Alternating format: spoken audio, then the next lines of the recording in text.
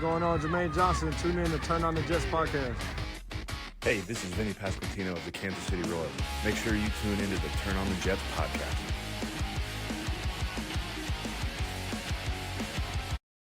What's going on, everybody? Welcome back to the Turn on the Jets podcast. I'm your host, Will Parkinson, at WillPod11 on Twitter, Instagram, and TikTok. All 32 pod TOJ talks. Garrett Wilson's been extended by the New York Jets. If you've been listening to this podcast for a couple weeks, couple months, even dating back maybe to April, we've been a long time listener. Obviously, been talking about this for a while now, as of many people. But great day for the Jets, right? And this will just be a quick 10 minutes on Garrett and this extension. We'll have the normal pods, Thursday and Saturday as well. Some guests, a lot of different things kind of going on as we kind of get into camp and potentially Sauce Gardner's extension as well. I wanted to kind of just hop on here and talk a little bit about Garrett's extension and what I kind of think it means and different things like that. So as everyone's already seen by now, again, 4-year, $130 million extension, about $90 million in guarantees total in the deal. Looks like about $69 million of that will be guarantees in the actual extension. Potentially more than that. And obviously the $21 million remaining, that's fully guaranteed money from his rookie deal. So there's the 2-year $21 million, 2 years $21 million remaining on his current deal. And then there'll be an additional 4 years and $130 million. So in total, about 6 years, $150 million, with about 90 plus million guaranteed. So Garrett Wilson, $32 million and a half, in terms of average annual value on the extension. In terms of the total value of the contract, will be about $25 million a year remaining over the next 6 years. I think this is a great deal for both Garrett and the Jets, right? So let's look at it from the Jets side to start. From the Jets side, obviously you want to get this done, right? Garrett's a franchise receiver. The Jets have not had a ton of great receivers in the last 25, 30 years. The great ones they've drafted, like a Keyshawn, were here for 4 or 5 years and get moved. Obviously the Wayne Corbetts, Santana Moss traded, Vernice Cole's traded and comes back. But, the one Brandon Marshall year, a couple Decker years, Quincy Nunez's career kind of was cut short, obviously, after an extension. But, Garrett's had, as good of a start to a career as you're going to find.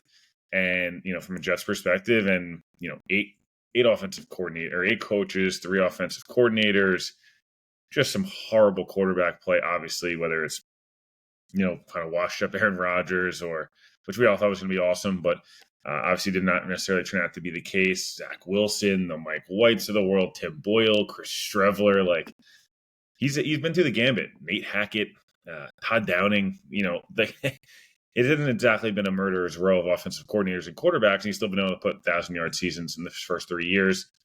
I think even more so than that, from the Jets' perspective, great ambassador for the franchise, great teammate, great guy to kind of have in your locker room to be able to be that, number one selling jersey in the whole 9 yards. I just think Garrett's a great dude. He's a great player, and it's a no-brainer to get that done. Now, I think there was some kind of talk, and a lot of people have hit on this, but hey, where's the number going to come in? I think I mentioned about 31.5 million a couple weeks ago, and ends up coming in at 32.5.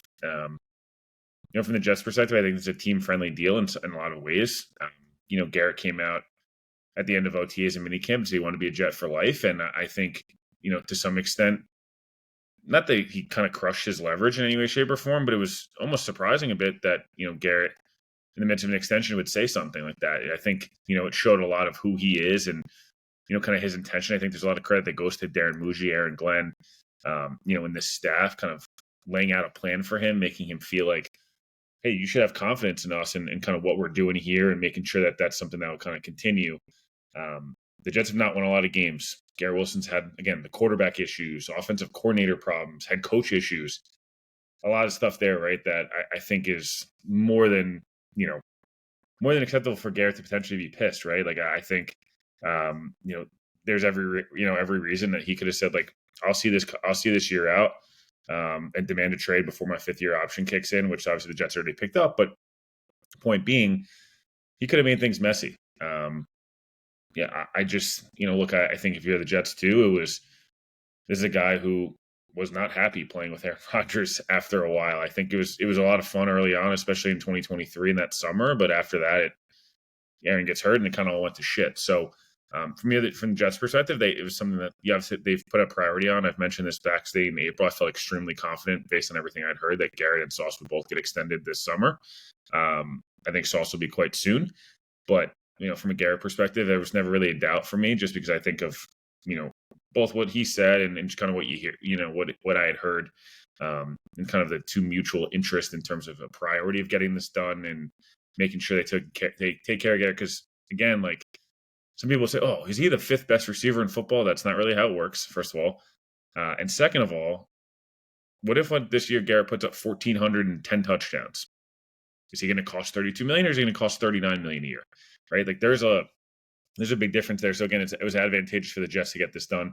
Not something they've really done in the past. I think Michael Carter, they got done a year early, which is great. Quinnen, they technically got done a year early, but it was a year later than they probably could have gotten it done. And they waited a little bit. They let the market set itself, and then the Jets moved. So this was really nice to see from their perspective. Now, from Garrett's perspective, again, I think there's, the long-term financial, flexibility for him. This is a guy who's now going to get a ton of money. He's able to establish himself, likes playing in New York, likes the organization, all these different things. I think there's some excitement to play with this college quarterback. I think there's some excitement with this new staff. And, Garrett's a guy who, when he's 28, 29, will be able to, get another deal. And if he produces the way he's going to, maybe he's a, jet, quote unquote, jet for life and the whole 9 yards. And I talked, a couple of weeks ago about, he's probably one of the most likely to be, the Ring of Honor, retired number type of guy that in 15, 20 years you're, probably more like 20 than 15, but you're talking about Garrett Wilson and, going to MetLife to go watch Garrett Wilson's Ring of Honor. Like, that's the type of player, a caliber player and caliber person, that we're kind of talking about here. I think a good trend for the Jets now is, back-to-back off seasons, or back-to-back springs and summers. The Jets extended Michael Carter a year ago, made him the highest-paid slot corner. He's a guy who, again, great human, really smart dude, great ambassador for the franchise. Again, one of the top players at his position. And again, if Michael Carter had a great year this past year, maybe he costs 12, 13 million. They get him for 10 million, right? You go in the fast forward into, earlier this spring, Jamie and Sherwood was a priority for the staff. They were able to retain, both those guys, Carter and Sherwood, who were back-to-back picks in that 2021 draft, and, get things done there, right? So that's awesome. You think back, you think to Garrett and think, okay, cool. There were another guy extended. Quinnen Williams obviously extended as well, 3 years ago, actually yesterday. So retaining not only their homegrown guys that are really good football players, but also the guys that you look to and great ambassadors for the organization, guys that have done things the right way, guys that have not only earned their spot on the roster, but cemented themselves as, crucial starters. And in Garrett's case, obviously, and eventually Sauce's case, and Quinnen, like, all pro level players. Maybe Michael Carter, Jamie and Sherwood get there, and we hope they do. But I think this was an awesome day for the Jets, an awesome day for Garrett, obviously, and huge win for Muji and Glenn. I think this is, and Woody, frankly, and everyone kind of involved here, because great momentum going into camp. I think there's some, hesitation, trepidation about this Jets team. Hey, what are they going to be? Show me, don't tell me, all those different types of, fun cliche answers. And I totally get that. But I also think if you're looking at it from a positive perspective, they could have very easily dragged their feet here. The Jets have done that a million times in the past. Like, why would this be any different, right? And for them to not do that, for them to take this seriously, to put a priority on it, as I mentioned, talking back and, I tweeted back in April, hey, they're going to both get extended. That wasn't a guess. And the reason I say that is because this has been a priority for a while. This has been a priority for this new staff. And again, to be able to take care of business, to not have this drama roll into camp, to not have the drama of, hey, they're 2-4 and they're struggling, and like, what's Garrett? Is Garrett going to request a trade, or Broncos and Bills fans and all these people are going to be on Twitter? Just not having to deal with that is such a relief. And again, Sauce will be soon, and he'll be the highest paid corner in the NFL, and there'll be a lot of great vibes there, and we'll probably get the joint press conference and the whole thing. And there's just something nice about that and refreshing of, like, hey, new regime, this young core, especially the guys, like Sherwood, Carter, and obviously, as we mentioned, Sauce, Garrett, and, eventually some of these other guys as well, McDonald and Jermaine, and the list goes on, obviously.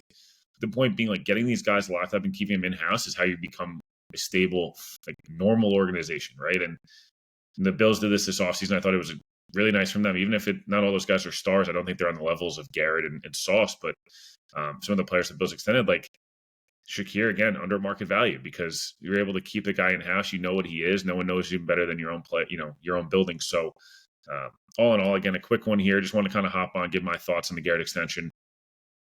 A+ job by the Jets. Really good work there, and a great job from Garrett, kind of doing things the right way in typical Garrett fashion. No drama, no bullshit. Said his piece. Wanted to be a Jet, made it happen, and that was the end of the day, right? Like that's just who Garrett is. Goes out, produces, doesn't say a ton. Usually says the right thing. Was able to say the right thing. During minicamp and whenever he was asked publicly, and behind the scenes, his team and the Jets worked well and got this thing done. So. Great episode from Joe and Paul, earlier tonight. I know they'll be back on the feed tomorrow. I know Connor's got something pretty awesome kind of cooking, from like a film room perspective. And then I'll be back on Thursday, Dan on Friday, me again on Saturday. And I'm sure Joe will have a couple episodes sprinkled in there, but awesome day in Jets land. Jets, get Garrett Wilson extended. Sauce will be soon. He'll be the highest paid corner in the league. And the Jets will have those 2 top 10 picks from 2022 locked up, long-term in addition to some of the other guys with this young core. Appreciate everyone for listening. We'll talk to you guys soon.